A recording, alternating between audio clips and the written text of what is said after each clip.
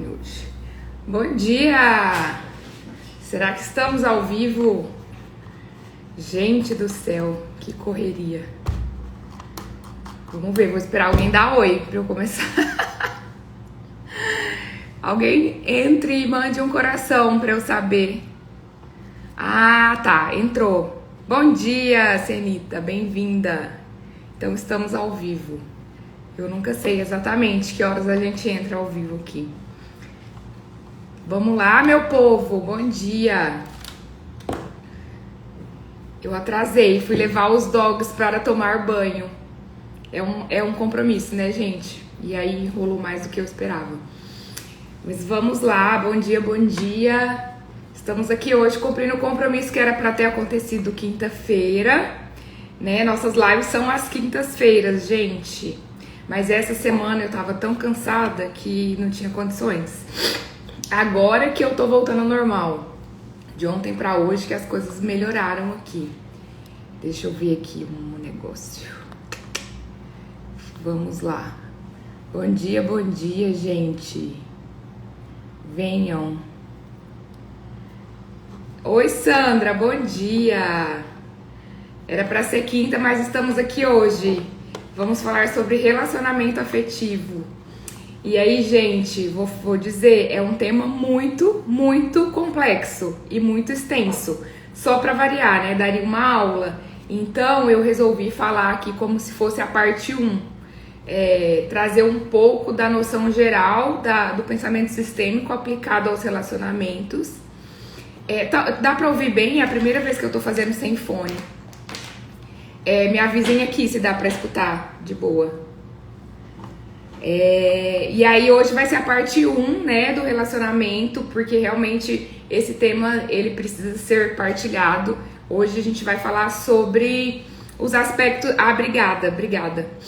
Os aspectos mais gerais do pensamento sistêmico aplicados a relacionamentos, que na verdade vale pra vida, né? Amore, fica aí, meu amor. Relacionamentos afetivos, bombou a caixinha, significa que é um tema importante para o pessoal que está aqui, né? Então hoje vai ser um mais geralzão, assim, depois eu quero aprofundar um pouco mais nas temáticas específicas, como ciúmes, indisponibilidade afetiva. Isso vai ficar para um outro momento. Hoje a gente vai fazer um panorama geral do pensamento sistêmico aplicado ao relacionamento afetivo, né? Então fiquem aí, sejam bem-vindos e vamos começar porque eu tenho um atendimento daqui a pouco. Então bora lá. Bert dizia que o ápice da vida adulta é o relacionamento de casal. Eita! O que isso significa? Significa que é dentro de um relacionamento que a gente atinge a nossa verdadeira maturidade e a nossa evolução máxima, né? E justamente por ser este lugar, o lugar onde nós somos desafiados, né? A dar o nosso melhor. Neste lugar, o que acontece? Nós temos ali e acessamos muito do que precisamos curar em nós, né? Por ser o ápice da vida adulta, acontece que o relacionamento de casal acaba sendo a área onde somos desafiados, onde as questões sistêmicas emergem, onde as questões sistêmicas mais aparecem. É o grande palco dos desafios, né? O relacionamento de casal. E justamente por ser esse grande palco dos desafios, né? Esse lugar onde estamos sempre sendo provados, diferente de dentro da nossa família, onde nós mantemos um comportamento parecido com o da nossa família e fica tudo bem. No relacionamento de casal, não, né? O relacionamento de casal é o palco onde esses grandes desafios emergem. A gente até vai entender um pouquinho melhor o porquê, né? Então ali a gente passa pelas instigações, os desafios, vem as nossas questões pessoais, vem as nossas questões familiares e também várias questões, né, de indisponibilidade afetiva. E o que seria a indisponibilidade afetiva? significa que se eu estou indisponível para um relacionamento, eu estou indisponível para a vida. Se eu estou indisponível para a vida, eu ainda estou olhando para trás. Eu ainda estou olhando para o passado. E aí, gente, dentro do relacionamento, a pessoa pode estar indisponível para um relacionamento, mesmo estando dentro de um relacionamento. Então, a indisponibilidade afetiva pode ser aquela dificuldade de encontrar um relacionamento, pode ser a dificuldade de firmar relacionamentos, de dar continuidade, mas também existem muitos casais que estão em uma união, mas ali naquela união eles estão indisponíveis um para o outro. Então, esse é um dos sintomas, né, uma das dificuldades que emergem no relacionamento, que diz respeito aos nossos sintomas, né? Os sintomas sistêmicos. A indisponibilidade é uma delas. Então, dentro do relacionamento, ou se você está buscando por um relacionamento, é onde acontecem essas instigações, essas provocações que despertam as nossas feridas pessoais e também as feridas que estão no nosso inconsciente familiar. Aquela que nós carregamos em nós, né? Que provém da nossa história familiar. Já falamos sobre isso em outros momentos.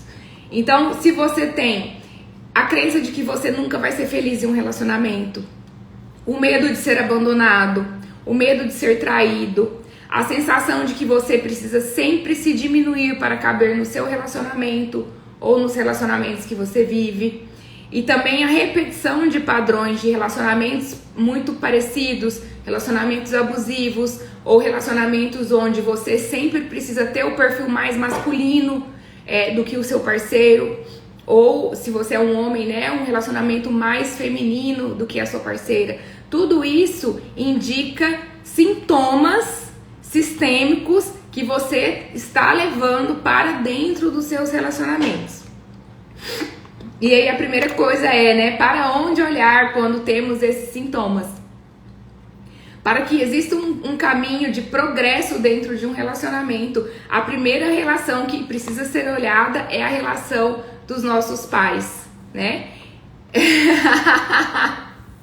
E o relacionamento, gente, é isso, né? O relacionamento é o palco das nossas grandes questões. Então, todo mundo tem muita identificação com os sintomas que aparecem dentro dos relacionamentos. Então, vamos lá. Se o relacionamento de casal vai mal, existe algo na relação dos seus pais que precisa ser curado em você. Se os relacionamentos não vingam, existe algo na relação dos seus pais que precisa ser olhado por você. Se os seus relacionamentos não existem, se não existe relacionamento, existe algo na relação dos seus pais que precisa ser integrado. Se ainda existe algum tipo de exigência, de julgamento com relação ao relacionamento dos seus pais, o seu relacionamento de casal não tem espaço. Então, se você vive em um relacionamento de casal e julga o relacionamento de casal dos seus pais, ainda que eles estejam separados, ainda que eles não estejam vivos, se você ainda tem algum tipo de julgamento, de exigência, você vai enfrentar sintomas no seu relacionamento. E se você não tem um relacionamento, vai ser cada vez mais difícil encontrar um relacionamento. Porque a vida é um espelho, né? E o que a vida pede da gente quando esse é o tema? A questão nós precisamos aprender a tomar os nossos pais. Já falamos aqui também sobre o que significa tomar os nossos pais, né? É nos apaziguarmos com a realidade deles, com o que eles puderam nos dar. E aqui, enquanto casal, entender que, enquanto casal, eles foram as pessoas que se uniram de forma correta, porque nós estamos aqui por causa dessa união, né? Então a gente vai aos pouquinhos, tomando os nossos pais, um pouco todo dia um pouco, e aí estamos falando de pais biológicos, né? Pai e mãe que deram a vida.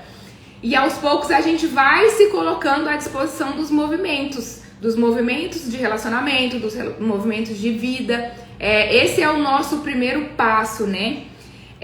Aqui também é importante falar que muitas vezes as dinâmicas, os sintomas que trazemos dentro dos relacionamentos ou a dificuldade em encontrar um relacionamento pode vir de dinâmicas transgeracionais, que é o nosso inconsciente familiar, o inconsciente familiar que carregamos em nós. Se eu não me engano, eu falei um pouco mais sobre esse conceito na live da boa e da má consciência. Então, por exemplo, muitas vezes nós estamos em lealdade aos nossos antepassados, que, por exemplo, casaram obrigados, tiveram destinos difíceis em razão de relacionamentos afetivos, né, de casamentos, sofreram perdas trágicas, foram abandonados pelos relacionamentos, pelo cônjuge, pelo casal, sofreram violência, perderam a liberdade, inclusive, quando estiveram em um relacionamento de casal. Se a gente for pensar num destino, num passado não tão distante, né, essa realidade acontecia. Então, se a gente for até ali a geração dos nossos avós, dos nossos bisavós, a gente tem pessoas que casaram obrigadas, que sofreram dentro de um relacionamento, que perderam a liberdade dentro de um relacionamento. Então, o quanto a nossa postura hoje não é um reflexo que também vem de uma questão transgeracional. Mas antes de olhar para a questão transgeracional, é preciso olhar para o relacionamento dos nossos pais enquanto casal. O fato de você possivelmente carregar dinâmicas transgeracionais, né, que te impedem de ter bons relacionamentos, não significa que exclui você olhar para os seus pais enquanto um casal. E eu tinha separado até uma frase de Bert aqui, que fala sobre esse ponto. Diz assim: no relacionamento a dois, queremos alcançar algo que talvez não tenhamos conseguido no amor pelos nossos pais. Mas isso não dá certo sem que, primeiramente, o amor pelos pais comece a fluir. Acho que o recado ficou bem claro aqui, né? Então, a primeira relação que a gente precisa integrar em nós é a relação dos nossos pais, para depois estarmos inteiros e completos para buscar um relacionamento. Ou viver um relacionamento mais saudável se você já está em um relacionamento. E aí, lembrando, né, gente, pais biológicos, aqueles que te deram a vida. Aí o segundo ponto importante já é uma sequência aqui do primeiro, e eu já vou começar com uma pergunta. Como você olha para os seus pais enquanto um casal? Como você olha para os seus pais como casal? E aí, eu sei que muitas pessoas aqui têm pais separados, eu tenho, né, pais separados, e não interessa se eles estão separados, não interessa se eles estão falecidos, não interessa se eles constituíram outros relacionamentos depois, ou vários inclusive, são seus pais enquanto um casal. Como você olha para os seus pais como um casal? A união dos seus pais enquanto casal, ainda que por uma noite, ainda que por um único momento, ainda que em uma relação conturbada, a união dos seus pais enquanto casal foi determinante para a sua existência. Essa é a frase que tem que colar na mente de todo mundo. Bom dia, Lili. Bom dia, Tati. Sejam bem-vindas. Então, enquanto casal, não é possível julgar o relacionamento dos seus pais. É forte isso, né? Se existir qualquer resistência ou julgamento relacionada ao relacionamento dos seus pais enquanto casal, mas isso é o relacionamento deles, né, e não o seu, você enfrentará consequências no seu relacionamento. Então, qual é o sentimento que vem no seu coração quando você pensa nos seus pais enquanto um casal? Eu vou até... Peraí. Vamos lá. Aqui. É muito importante, né, gente? Isso aqui foi algo importante pra mim. O teu pai e a tua mãe, eles enquanto um casal, é uma coisa. Então, a relação deles, de homem e mulher, não tem nada a ver com você enquanto filha. É preciso fazer essa diferenciação, porque enquanto filha a gente toma as dores dos nossos pais, né? Ou do pai ou da mãe, principalmente se teve ali alguma desordem. Se tinha alguma desordem ou se houve uma separação. Você toma o partido da tua mãe. E aí você se coloca entre os seus pais. Isso assim, dentro da sua vida você vai experimentar a consequência se você continuar se colocando entre o teu pai e a tua mãe na relação de casal deles. Dá pra entender a diferença, né, gente? Então, a relação de casal deles, a união deles enquanto homem e mulher, ainda que só por uma noite, ainda que sejam separados, ainda que tenha havido muito desrespeito, a união deles enquanto homem e mulher foi determinante para a sua existência. E cada vez que você julga essa relação, cada vez que você aponta o dedo ou tem um olhar de exigência, você vai experimentar na sua vida e nas suas relações também essas desordens. É preciso deixar os seus pais enquanto casal, com a vida deles enquanto casal, e respeitar isso, porque você foi fruto dessa união, né? E essa união foi determinante para a sua história. Então esse é o segundo ponto importante, como você olha para os seus pais enquanto um casal, né? E por que é importante, né, gente, olhar isso? Porque aqui surgem as objeções. A gente sempre olha para o relacionamento dos nossos pais enquanto um casal, enquanto homem e mulher, e é inevitável virem os julgamentos. Então, eles não foram um casal, houve traição, os meus pais se desrespeitavam muito, eu sou fruto de uma relação extraconjugal, eles nunca foram referência de relacionamentos. Então, essas são as objeções, os julgamentos que a gente faz com relação aos nossos pais enquanto casal. Mas aqui é o ponto de atenção, né? Como dizia Bert, tudo aquilo que você rejeita, tudo aquilo que você julga, tudo aquilo que você exclui, volta para você em forma de sintoma. E aí, quanto das desordens que você experimenta hoje na sua vida de casal, ou nos relacionamentos que você não tem, ou nos relacionamentos que não vingam, o quanto essas desordens acontecem porque você está ainda apontando o dedo para o relacionamento de casal dos seus pais. É preciso fazer esse movimento de se apaziguar com a história deles enquanto casal, né? E aí você precisa fechar os seus olhos, pensar nos seus pais, visualizá-los enquanto casal que te deu a vida. Esse é o ponto mais importante. É possível observar que os casais que sustentam boas relações ao longo do tempo são casais que olham com amorosidade para a sua família de origem, para os seus pais, para os seus familiares, e fazem esse movimento profundo, né, de entender que foi como teve que ser e a vida simplesmente né, a vida simplesmente acontece. Então, fechando esse segundo ponto importante, a sua relação enquanto filha, enquanto filho, nada tem a ver com a relação de casal, a união que te deu a vida dos seus pais. É preciso abaixar o dedo, né, para os julgamentos e para as exigências. Deixa eu só ver um negócio aqui. Tá. Tá bom o som, né, gente? Tá meio travado aqui pra mim, mas eu acho que tá ok. Fechando o segundo ponto, enquanto casal eles te deram a vida e ponto, né? O terceiro ponto importante aqui, que é importante observar. Se eu estou fora de lugar dentro da minha família de origem, eu estou fora de lugar no meu relacionamento. A gente já falou bastante sobre o que é estar no seu lugar na família de origem, né? Peraí. Hoje é tudo rosa, até a xícara tá rosa.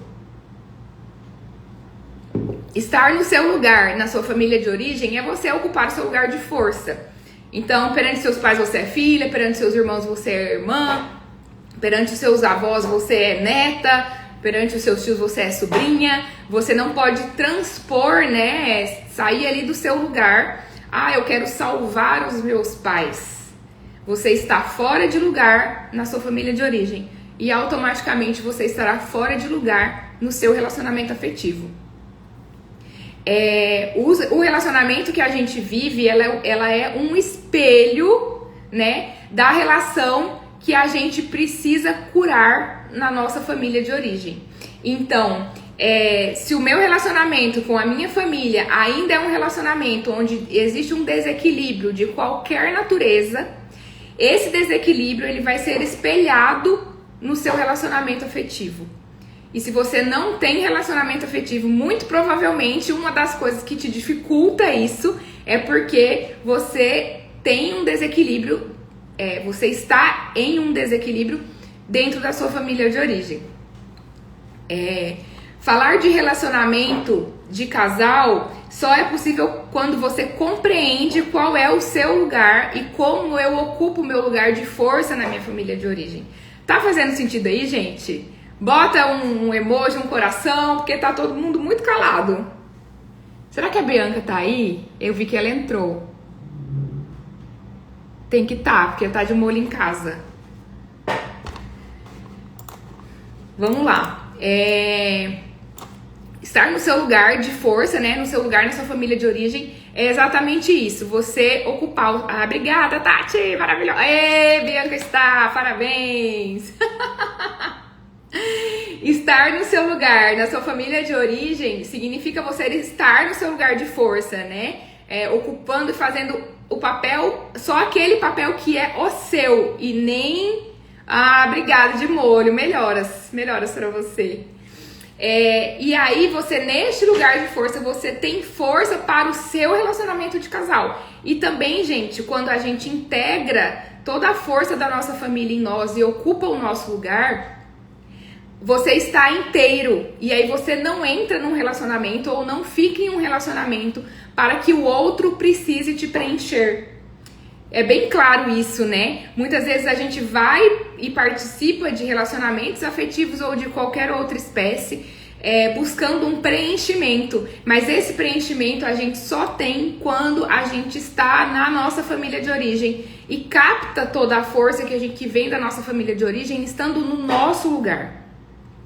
Ficou claro, né? O terceiro ponto importante é: se eu estou fora do meu lugar na minha família de origem, eu estou fora de lugar no meu relacionamento. Ou isso me dificulta ter relacionamentos. O mecanismo é voltar para o seu lugar na sua família de origem. Gente, eu sei que todo mundo aqui é salvadora, assim como eu. Então, eu quero salvar as pessoas da minha família. Eu quero impedir que o meu pai passe por uma dor muito profunda. Eu quero impedir que a minha mãe tenha o destino difícil que ela está tendo. Você está fazendo o papel de pai dos seus pais. Você está fora de lugar. E automaticamente você estará fora de lugar no seu relacionamento. Senita, esse é o maior desafio da vida. Porque você experimenta muita culpa quando você precisa ficar no seu lugar. E aí entra a boa e a má consciência, né? Que foi o tema da live passada. Então a gente quer salvar porque fazendo o papel de salvador a gente experimenta a boa consciência. E fazendo o papel, o inverso, né? Não querendo salvar, deixar que eles vivam a vida deles, a gente experimenta culpa, que é a má consciência. E aqui dentro desse ponto, né, também é muito comum pessoas que vivem um relacionamento de casal, mas que não se despediram da sua família de origem. Isso é um baita de um desequilíbrio. E aí o marido ou a mulher começa a reclamar. Mas por que a gente tem que ir toda semana na casa da sogra, do sogro? Porque, gente, o casal, quando ele forma um casal, ele constitui um novo sistema familiar. Aquela passa a ser a família da pessoa. Mas se um dos cônjuges ou ambos, né, não se despedem da família de origem, esse desequilíbrio está instaurado. Então, você está casado com o teu marido aqui, mas você só tá olhando lá, para sua mãe, pro seu pai, pro sofrimento deles. O teu marido, ele sente esse desequilíbrio, ainda que muitas vezes ele compreenda. No inconsciente, ele sente esse desequilíbrio. A inversão de papéis é muito natural. A nossa geração, né, aprendeu que o correto seria salvar as pessoas. E, na verdade, a gente não precisa ter a gente pode ajudar, claro, né, do nosso lugar de filho.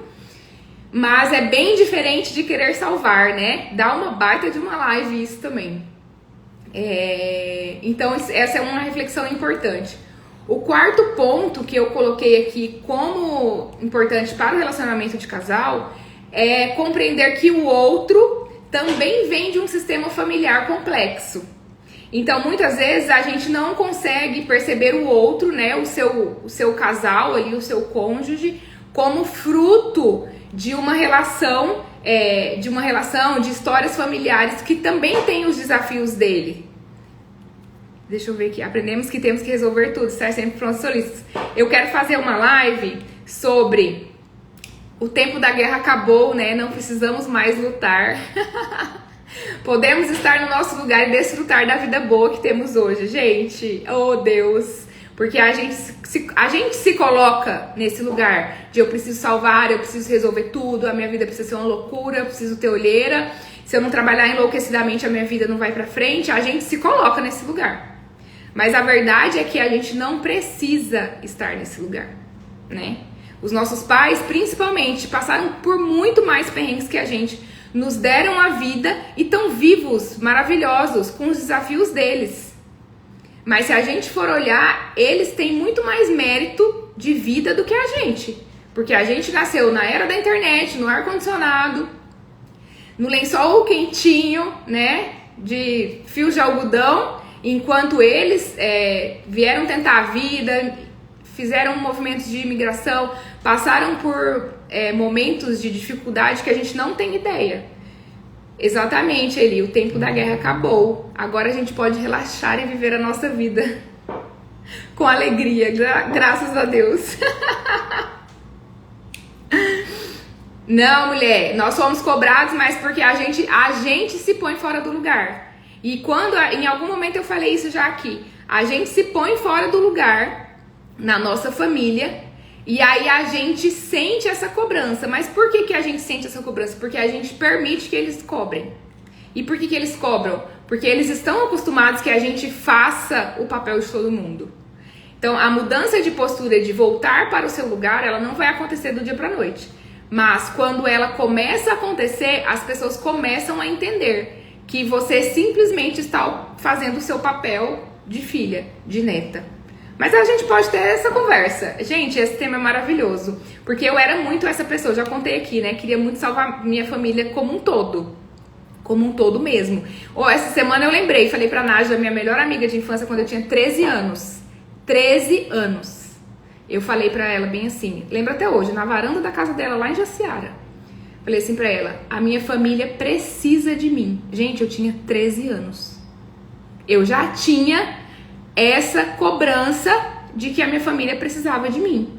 Tá escutando e rindo, né? Gente do céu, mas eu, ao longo da vida, me coloquei nesse papel. E como era sofrido? Como era sofrido?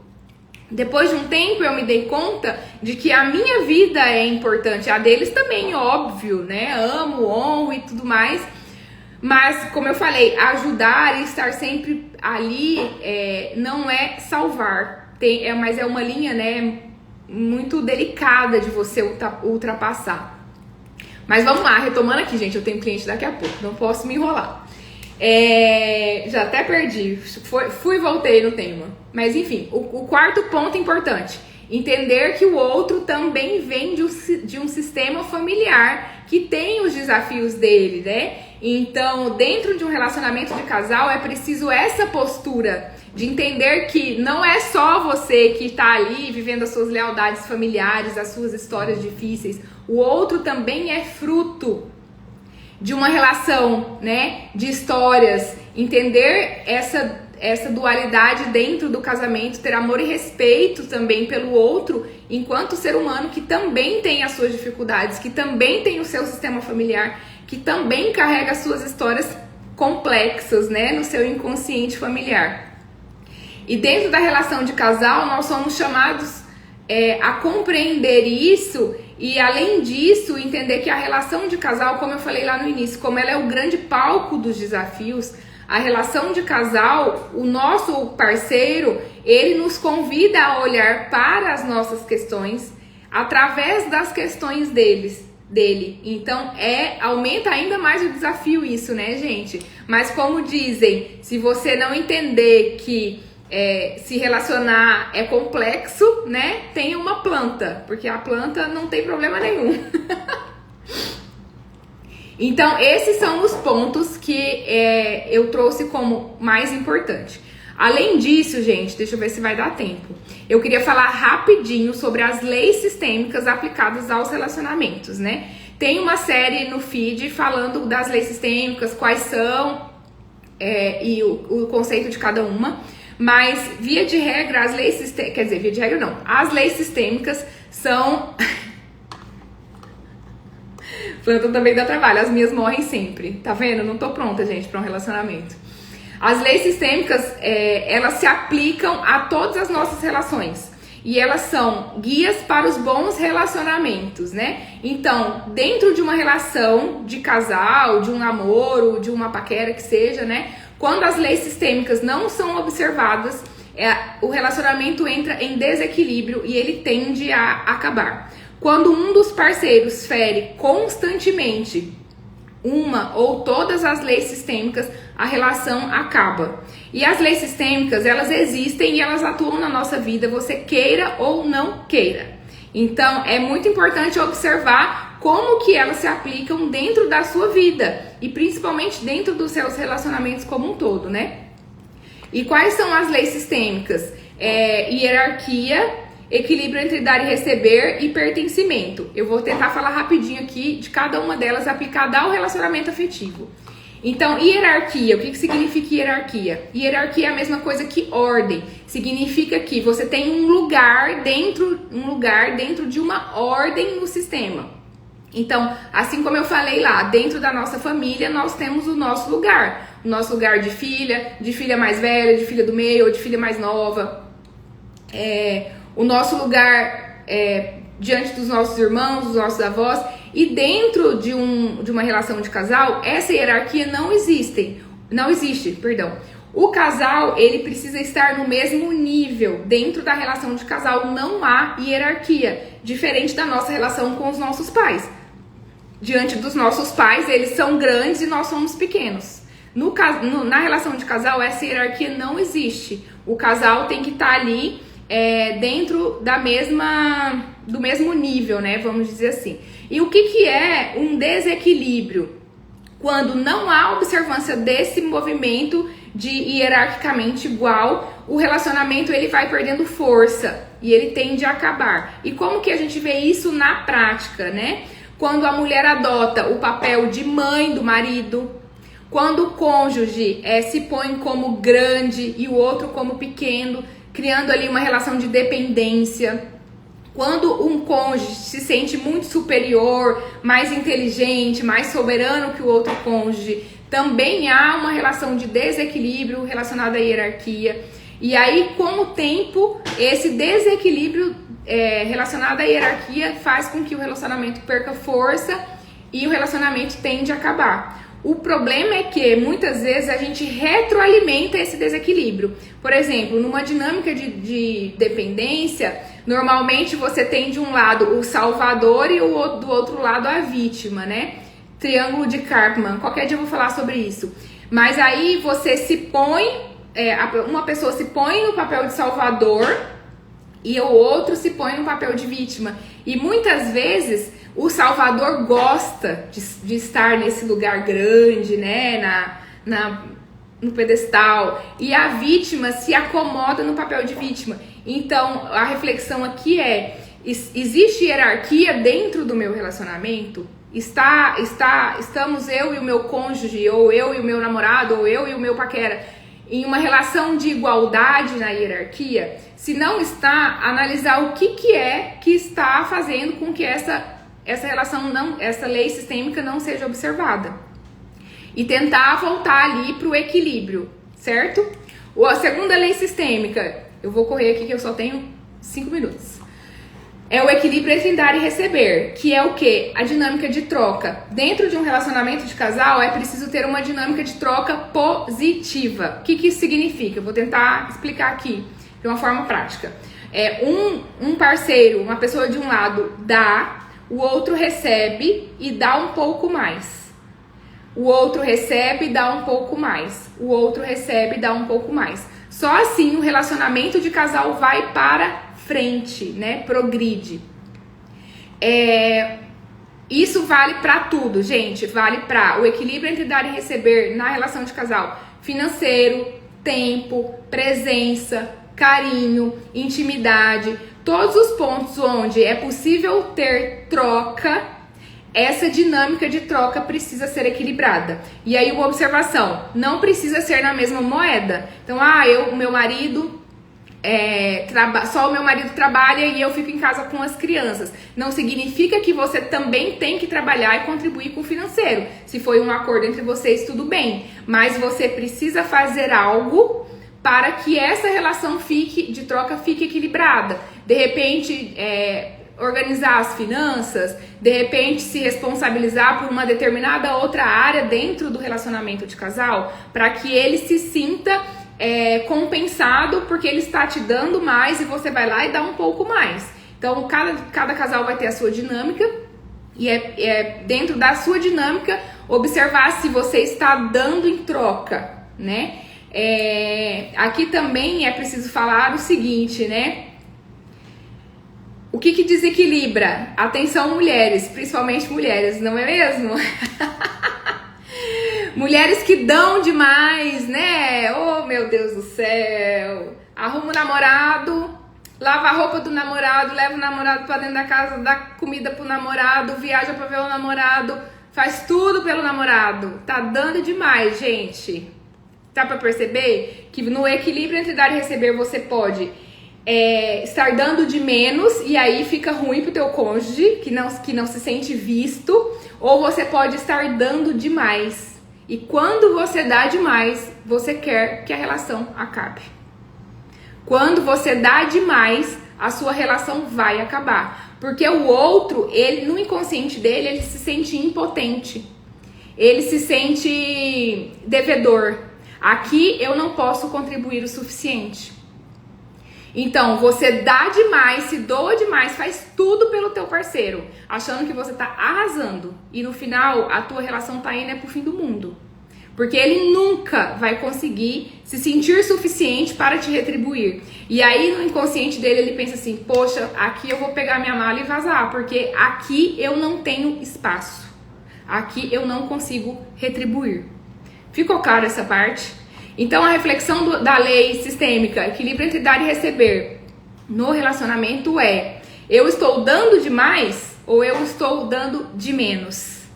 Pegar todas as questões que existem dentro do teu relacionamento, que tem possibilidade de troca, e pensar se você está dando demais ou se você está dando de menos. Porque é preciso ter um equilíbrio nessa dinâmica de troca. Muito bom, né? Essa é a lei sistêmica, equilíbrio entre dar e receber, ela é a que mais pega ali no relacionamento, a mais importante. Agora a gente vai falar sobre o pertencimento, né? O pertencimento, a lei sistêmica do pertencimento dentro do relacionamento de casal. Gente, aqui também é alerta polêmica.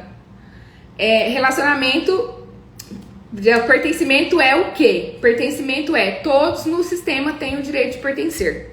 Já falamos sobre isso, tem um vídeo no feed quando isso se aplica à família, né? Mas dentro do relacionamento, o que significa o pertencimento? Significa que todos têm um lugar. Então você que, eu não gosto da ex do meu cônjuge, esquece. Você precisa gostar dela, gente.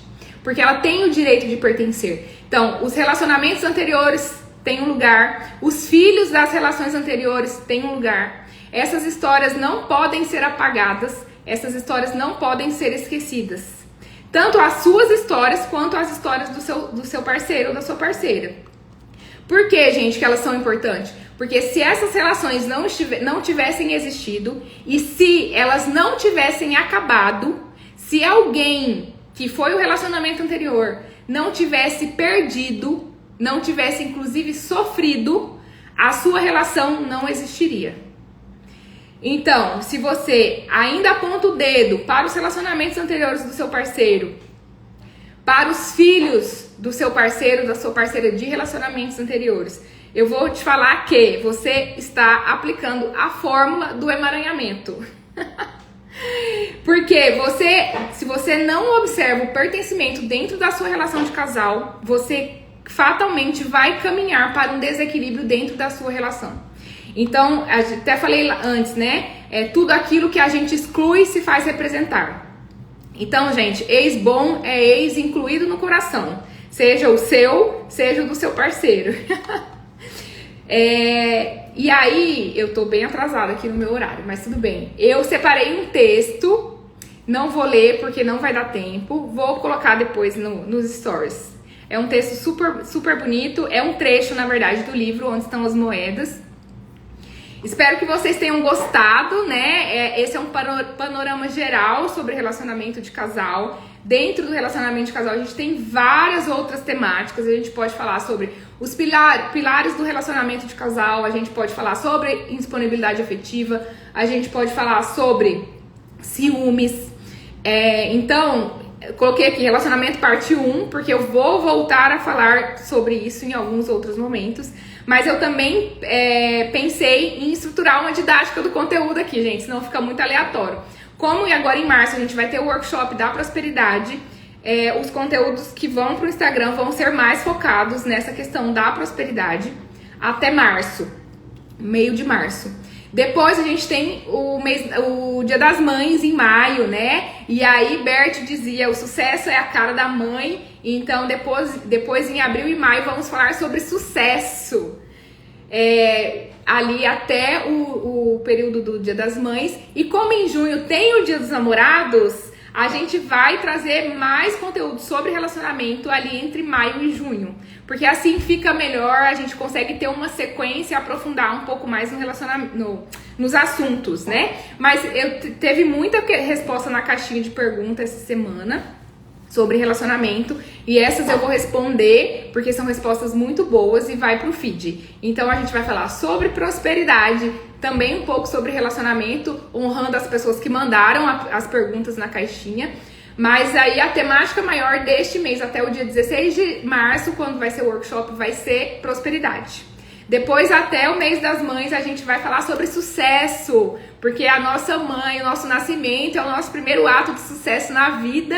E aí vamos falar sobre sucesso em honra às nossas mães. E depois em maio e junho a gente fala bastante sobre relacionamento em homenagem ao Dia dos Namorados. Combinado? Ai, obrigada, gente, pela participação. Eu preciso ir porque eu tenho um compromisso agora, às 9 horas. Obrigada, gente. Obrigada, Celita, Bianca, Sandra, Nájila, Eli, todo mundo que teve aí, Tati, Larissa, Carol. Um beijo. Fica com Deus. Se eu não falei o nome de alguém, me perdoa. Até mais, gente.